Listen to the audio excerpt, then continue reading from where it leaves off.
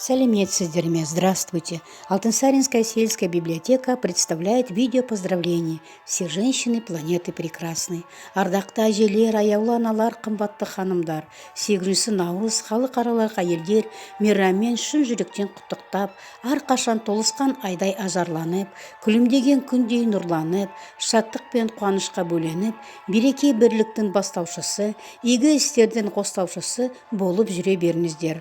Баршаңызға мол бақыт істеріңіздің сәтті болуын, қазақ еліндегі бейбіт пен тыныш өмірдің шылқы бұзылмауын тілеймін. Жүздеріңізден күлкі, көңіліңізден қуаныш кетпесін. Дорогие, любимые, милые наши матери, милые дамы, день 8 марта – это рассвет весны. Я желаю вам, милые женщины, всегда быть в ладу с жизнью и с собой. Желаю быть здоровыми, красивыми, счастливыми и любимыми. Пусть первый праздник весны подарит вам силу, бодрость, любовь и удачу. Пусть всегда остаются с вами чуткость, верность, жар солнца и свет луны, что согревают и наполняют наши сердца. Весеннего вам настроения, милые женщины!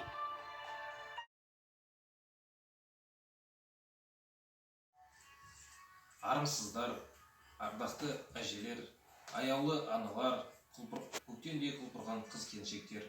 Сіздерді 8 наурыз халықаралық әйелдер күнімен шын жүректен құттықтаймын. Сіздерге зор денсаулық, мол бақыт, бейбіт өмір, туыс-туғандарыңыздың амандығын тілеймін.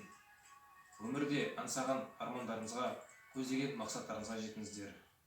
Сіздер барда бізде өте бақытты болып жүреміз. Сондықтан аман есен болыңыздар.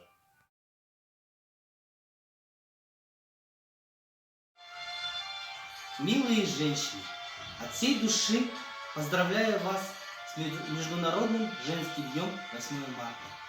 Хочу пожелать, чтобы в этот весенний прекрасный день сбывались все ваши мечты, и чтобы вы цвели, как тюльпаны весной. Еще раз с праздником, дорогие женщины!